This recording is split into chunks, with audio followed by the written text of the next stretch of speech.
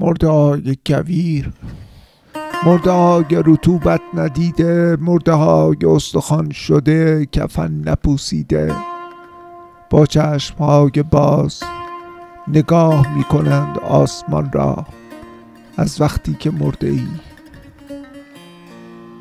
چیزی از زمین بدون جدا شدن از درختهاش به سمت آسمان رفته. آصد مرتضای حنان اینا گفت مرده رو امشب حتما توی خاک بگذاریم و من فقط گفتم، چشمای بستش رو نگاه کردم و دماغ پر از پنبه‌اش را.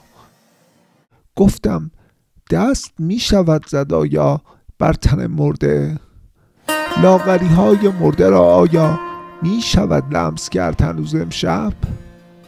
دخترک حیف بوده مرده، حالا پیر.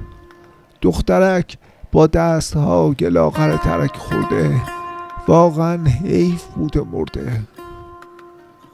تمام مرده های کویر چشم های مقرنس را خط چشم های آینه دار می کشند. ریشه های درخت ها در لابلای سفیدی گل ها گریان نور هاست. زمین ما نفس نمی کشد شبها از وقتی تو مرده ای.